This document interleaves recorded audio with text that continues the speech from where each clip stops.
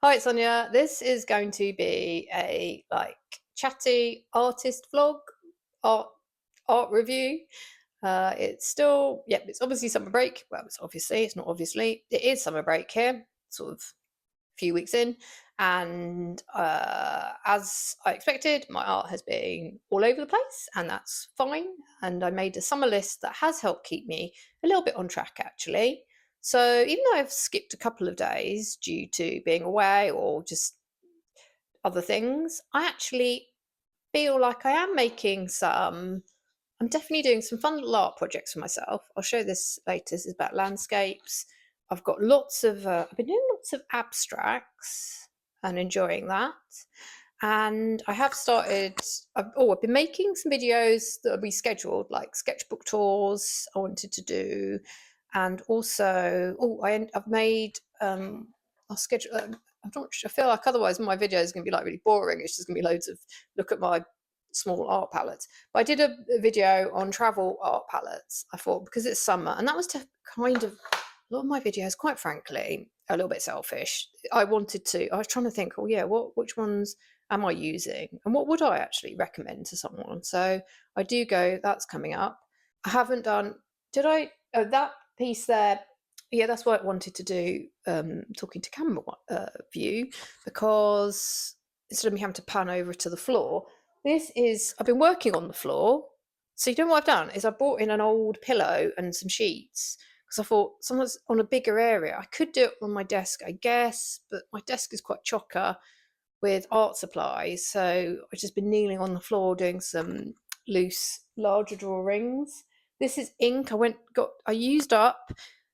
My big thing this summer has been to identify some materials that are really, really old and I should just enjoy and use. And I had a little bit of orange ink left, which is the under layer to this sort of yard scene, very, very, very loose yard scene, which is, I don't know if you could even recognize it as such.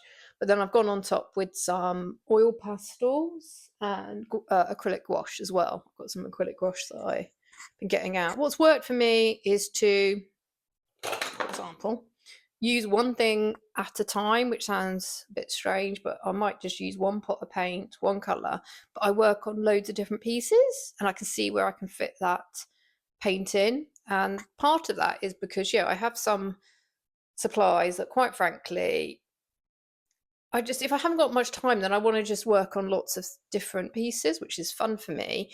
And it does mean that it just works for me. I'm not sure how to explain it. This is going to be terrible, isn't it? Anyway, let's crack on and have a look at some other work. Okay, so here is, where should we start? What I've been up to. I've got to be honest with you, it hasn't been a lot, really, a whole load of art in some ways. I've been fitting in here and there. It is completely scattered, but that's fine. I mean, if you saw last time, I think I made mine. Is it here? This was very handy. This summer list. I can actually tick off. Yeah, I've been doing quite a few of these things actually, so that's good. Yeah, and I've got my book that I've been reading. I got this from the library. Get the picture. This book by Bianca Bosca about sort of a bit of an inside look at the contemporary art world, which made me rather grateful that I'm just small and doing my own little thing. But yeah, so let's have a look at some of the stuff I've been up to. Firstly, this is very recent. This is kind of from the last few days. Acrylic wash. I don't know, sometimes I feel like I really love this stuff and other times I'm not so keen on it. I have actually been enjoying it in this very loose landscape way. And the other thing that I've been enjoying doing is using this thin, cheap sort of drawing paper that I had to stack for the kids. This is the remnants of it. And I was just using this as a palette. So then when I finish my session, I sort of smear over the leftover stuff. And then it's quite nice thin collage material. So I've been using that in my sort of abstract journals, just as a side point in case anyone's interested. And so this was sort of from memory. First, you know how I keep these funny little bits of paper that I work on. I grab them and I just rework them. For example, this was a very old one. I'm trying to flatten them that I found in my stack. And this is one that I sort of just keep adding to. And actually looking at it now, I actually want to alter it because I can see some areas I don't like on it. So they sort of grow. But I sort of saw from memory here, I went running when we were back in England near a golf course, and I don't think I should have been running there, to be honest, because you're not really meant, are you, sometimes to be near the golf courses. But anyhow, this was sort of from memory, and very sort of loose, super loose, on top of acrylic ink. That was the oldest bit of this painting. And it's on, I just wanted to experiment also with this 300 GSM watercolor paper and not stretching it, so that's why I'm having to try and keep it flat, because it's with the acrylic gouache, it's not completely watery, so it's not too bad, but at the same time obviously it's not flat. And then I kind of like this effect. I played around with it, it's very, I guess, naive, not trying to be anything too obviously you couldn't probably even I know what I was painting is from my memory, but I guess I wanted to have an atmosphere. This one though is more, then I found a photo of the place and there was this little pond, and so then I altered the colours because quite frankly my photos are quite boring. I probably could jack up contrast and edit them, but often having a really boring photo for me is great, because then it makes me want to jazz up colours or just get a bit more playful with colours. Like you've got that really bright emerald green coming in and this peach, and I just wanted to have a go at expressing trees and bushes in sort of a loose way and play with the shadows. And I don't know, there's something, it's not the best, I could probably jazz up the composition a bit, but in terms of practice, a lot of this is just about me, especially this summer. I just want to have fun with practicing and not it's not about finished stuff. I can come back and do more to this one, or I could, if I want to, put it up on the wall, the kitchen wall. Sometimes I'm struggling with a heavier paper, like the washi tape. I don't know, how do other people put up their sort of paper drawings? That's the thing. I don't want to spend, obviously I could change frames around, but that's what I almost like. For example, let's look through this quickly before we go to the sketchbooks. This is actually why I love these cheap drawing papers, because these are very easy to stick up on the wall with a bit of masking tape, and they don't tend to sort of peel off compared to like heavier paper. And I've had great fun. So talking about abstracts on my list, oh my gosh, I think if I look at many summers ago, so if I look at previous years, summers I would hardly do any art over summer, because I'd be really like, oh, I should be doing urban sketching, or I should be sketching from life. And I never did abstracts, but now I do abstracts. I personally have such fun with them. I just muck around and they're very expressive, and often I do get work again, this is talking about myself, my subjective taste, I kind of like them. They're not, I'm still finding my way. This is about like this, I really like, I don't know, the colours. It's, for me, a lot of it is about colour, and it's also about me experimenting, like learning about layering and what works. So this is some cheap, super cheap materials. I've got Cotman watercolours. I was like, in theory, Cotman watercolours won't work on this, because you can see it's come through this really cheap paper, but I'm fine with it. And then I cover it up, and then I cover whatever I've done up again. And yet with this transparency, because I'm using, one big thing that I've been having fun with is just, if this might be a good opportunity as well, if it's not spring cleaning, is it? Because, well, for here it's summer, so I guess summer cleaning. I've been going through, I've actually made a little video that's going to come up, because I went through all my travel palettes just to have a think about what do I have, because you buy them, they last years, which is great. You get gifted them. You might even be trying to make your own. So I went through all my travel palettes, and I also am aware of paints that, for example, these, I'm recycling these plastic containers for these gouaches at the moment so I can use them again, but they have becoming quite dry, so I just want to try and use up one colour at a time, if that makes sense, rather than opening. What I've learnt now, for me with this type of gouache, is just to open one or two and just use that. I don't, as a gouache, I mean, I much prefer, I've learned, if I'm going to do, you know, good work in sketchbooks, I much prefer my tubes. But this stuff is great for just slapping on, covering up, playing, and because it's, I'm having to like really re-wet it, it's much more transparent than when it's obviously straight out the not jar, what would you call this, the tub, when it's brand new. So I used up this gold. The reason you're going to see loads of this gold coming through is I just kept grabbing bits of paper and I was like, oh, I'll add a bit of gold here. So these are just ongoing pieces that I just add and add to, and they're my sort of summer holiday, my summer break play pile, and I can just add a little bit here and there according to my mood. And if I go too far and I absolutely think this is all trash, I can cut it up, it can become collage paper, it can be recycled in different ways. But this one I really like. This is where I was testing. This one you might have, I don't know if I've shown it before, but it's still growing, and I like this acrylic ink, the transparency of it. Yet this is a, you know what's fun? It's texture, isn't it? Like feel. This has got this sandy acrylic gouache. It's a Japanese acrylic gouache, and that's got fun texture. But I think my favourite sheet of all was this one, because this was a palette. This was palette sheet as well, so I used it to get the acrylic gouache on, and then I started to mix different colours, and then I don't know how that gold against that blue was sort of works. So, and I think this is acrylic ink, and the fun thing was I had some leftover gloss acrylic, gloss medium, that I then wanted to see would it, and I love the sort of sheen.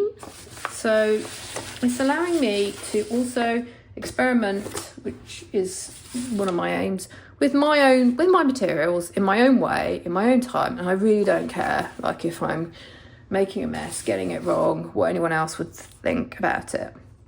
I did have a nice comment, thank you, about, yeah, it's good that I am, or how can I share and not, I guess, what have I got any tips for people who want to share their work and not caring about it? And I think that's a really hard one, because I chop and change myself when I think about that. To be honest with you, maybe I'll write an essay on it and read it out here. I think I need to think about that one, but I think it, at the end of the, I think, why am I okay not caring so much about sharing? I guess it's decent. Maybe it's a bit of desensitization. I pushed myself when I first started. I've shared art a lot over the years now, since I've got back to it, primarily on Instagram. That was where I first shared my art, and I guess then I was much more, I kind of deleted a lot of that early stuff because it was so traditional, and I thought I don't ever want to feel pigeonholed or feel I have to stay in one art lane. That would be no fun. This is, I guess, more of a traditional like sketchbook here. So yeah, I like lots of different forms of drawing and painting, and I think actually weirdly coming on YouTube, there's positives and negatives to it, obviously, and I think one of the positives is I did start off with anything, is they say it takes 30 days to get a habit, don't they? So I pushed myself to do a daily video because I was so self-conscious when I first started. Like, I didn't like seeing myself, I didn't listen to my voice, but I realised that, like with anything, if you push yourself and you do it, it's like, you know, facial fear, get over yourself, just go and make a video.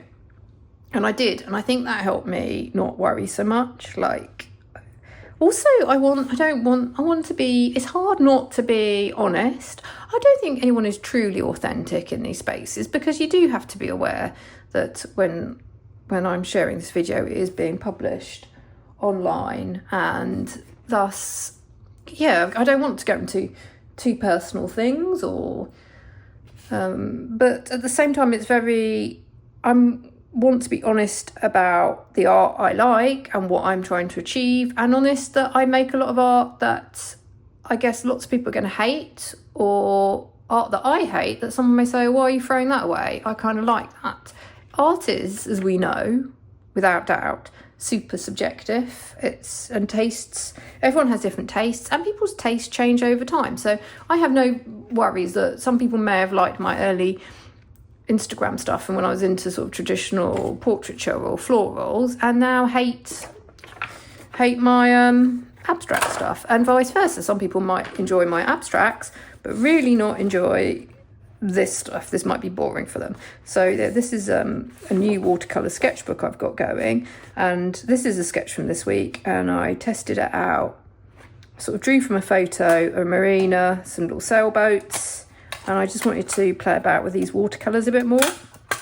And I really did enjoy like that effect there. But then I noticed I stopped because I started to get a little bit, I felt like I didn't want to keep going. I wanted to try and keep this one fresh, and there's just a little bit of Prismacolor pencil on it. That's my new, I'm going to try and keep this sketchbook because this is lovely watercolour paper. I would say that when I do have this sort of paper, I want to do watercolours first, and then if they go wrong, I cover them up because I know I can. But whereas I think, I wouldn't be able to get those sort of effects with, that on this paper, I don't think. And then I have brought, finally, just to share, I have brought this, oh no, something else I want to share as well. This is the sketchbook. Was my kitchen sketchbook. I think I've shown some pages before. So I was drawing stuff in the kitchen, food, the kids. And I took it urban sketching as well. And I brought it in here because it's taken me I think it was too big for a kitchen sketchbook or a sitting room. Maybe, I don't know, I wasn't really using it. So I thought maybe bring it in here and I'll use it more. But I'm not sure. It's just one of those, this is the problem when you do have different sketchbooks for different themes.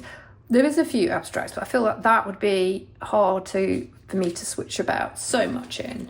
This one is a lovely little fun sketchbook. This is my abstract. It's me altering the diary that, as I said, I first started this project as an idea for other people because I know it's super hard for some people to loosen up with abstracts. It feels like wasteful, or it feels weird, or you don't like your early attempts. And I think the best way of really, or you may feel your abstracts are getting a bit too slick and the samey or too flat. Whereas with this sort of, you're using your old notebook that has for me, this notebook would probably at some point just be recycled. It has no kind of value, or is never going to have any kind of real, it has no worry for me. So talking about like not caring, when I'm making in this, I mean, I probably could film a spread from this, but actually a lot of the time I'm making art now, I don't do that many process videos, partly because I'm not sure if people are that bothered about them really, but also because I find I kind of like making art by myself in my own head. I'm doing, I'm listening to other artist interviews, like hopefully you're making art as I'm chatting. I like to have artists on in the background, but I like to be in my own head. And this has been just a really great place to grab and go crazy. This is about making art that does give me pleasure, and it gives me visual pleasure and interest and excites me and cheers me up. And so I guess it's more, I don't mind sharing, I'm okay with sharing what is quite, for some people, rubbish art, if it helps people, encourages people to do their own sort of more, make a practice for them that is just enjoyable. And why shouldn't we, in these times, I think, I guess a lot of people are looking for a bit of escapism, a bit of a healthy distraction, because we all know, correct me if I'm wrong, but the more everyone sort of now is like, well, and here I am on YouTube, but tech and everything, we should be getting back to real life and creating and not consuming. So I want to encourage that. So if I can show my fun I would say, like, you could call it rubbishy pages, but to some people these would be really, I actually like that. This page here, I think, is weirdly beautiful. Like, it's a sort of abstract. When I see artists, and I can be so jealous when I've seen these artists that are just so free. I'm just trying to think, like James Drinkwater or Barbara Way, or artists who really don't seem to be, who don't worry. And there is great fun in just not, there's so many worries and so many real life obligations and things to do. Why is it, how can this, to have a little space where you can just go a bit crazy yourself and get back that sort of, you know, being a bit of a kid. Why not? That's how I'm going to end my video. Why not? I will thank you again, and I will see you next time. Bye.